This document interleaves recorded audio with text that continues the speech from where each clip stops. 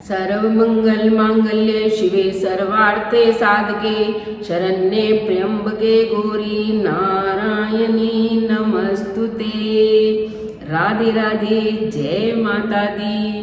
बेटा, सप्तशती के 11वें अध्याय में माँ के 9 अवतारों का वर्णन किया गया है, क्योंकि माँ ने स्वयं कहा है कि जब जब धरती पर धर्म की हानि होती है और अधर्म बढ़ता है, तब तब मैं अवतार लेकर दुष्टों का संहार करती हूँ और धर्म की स्थापना करती हूँ। तो आइए जानते हैं संक्षेप में माँ के 9 अवतारों की कथा। पहला अवतार है महाकाली।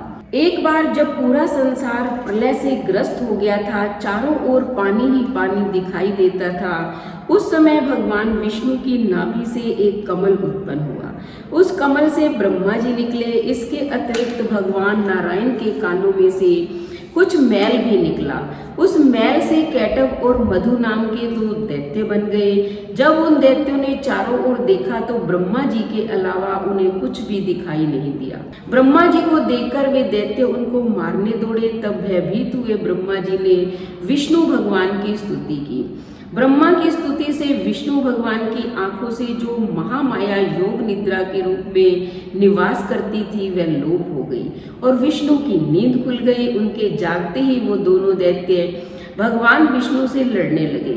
इस प्रकार 5000 वर्ष तक युद्ध चलता रहा। अंत में भगवान की रक्षा के लिए महामाया ने असुरों की बुद्धि को बदल दिया। तब वे असुर विष्णु भगवान से बोले, हम आपके युद्ध से प्रसन्न हैं, जो चाहो वर मांग लो। भगवान ने मौका पाया और कहने लगे, यदि हमें वर देना है तो यह वर दो कि दैत्यों का नाश हो। दैत्यों ने कहा, ऐसा ही होगा। ऐसा कहते ही महाबली दैत्यों का नाश हो गया। जिसने असुरों की बुद्धि को बदला था वह थी महाकाली। दूसरा माता ने अवतार लिया महालक्ष्मी। एक समय महिषासुर नामक एक दैत्य हुआ। उसने समस्त राजाओं को हराकर पृथ्वी और पाताल पर अपना अधिकार जमा लिया। जब वह देवताओं से युद्ध करने लगा तो देवता उससे युद्ध में हारकर भागने लगे। भागते भागते वे भगवान विष्णु के पास पहुंचे और उस दैत्य से बचने के लिए स्तुति करने लगे। देवताओं की स्तुति करने से भगवान विष्णु और शंकर जी जब प्रसन्न हुए तब उनके शरीर से एक तेज निकला जिसने महालक्ष्मी का रूप धारण कर लिया। इन्हीं महालक्ष्मी ने महिषासुर दैत्य को युद्ध में मारकर देवताओं का कष्ट दूर किया। तीसरा महासरस्वती। एक समय शुंभ निशुंभ नाम के 2 दैत्य बहुत बलशाली हुए थे। उनसे युद्ध में मनुष्य तो क्या देवता तक हार गए।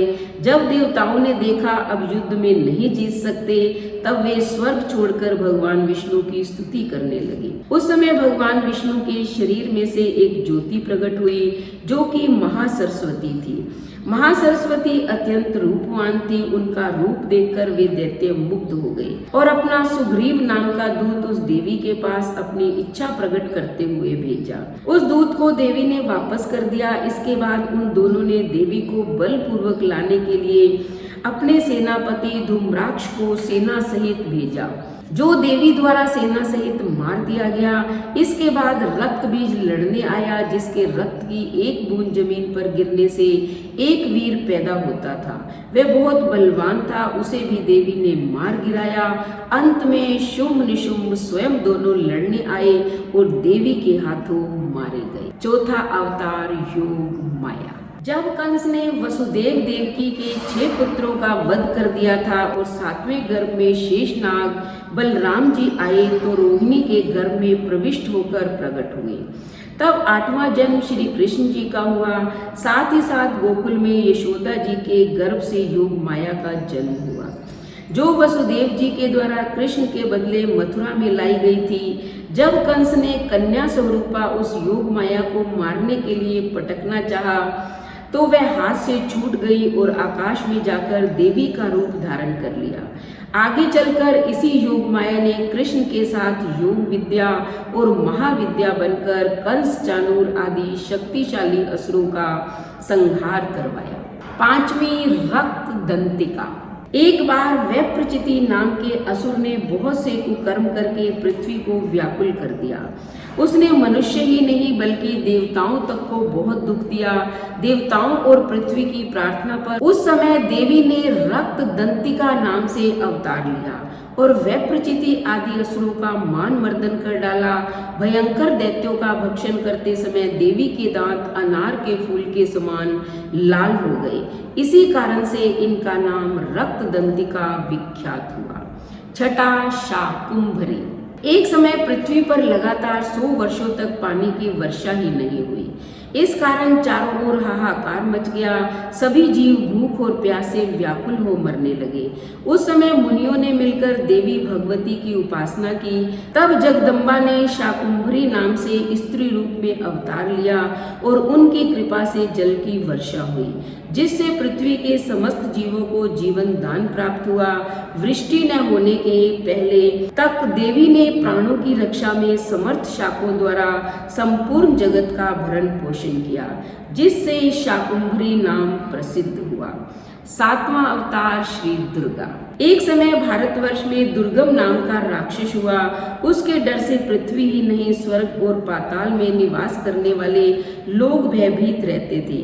ऐसी विपत्ति के समय में भगवान की शक्ति ने दुर्गा या दुर्गसेनी के नाम से अवतार लिया और दुर्गम राक्षस को मारकर ब्राह्मणों और हरि भक्तों की रक्षा की। दुर्गम राक्षस को मारने के कारण ही तीनों लोकों में इनका नाम दुर्गा प्रसिद्ध हो गया।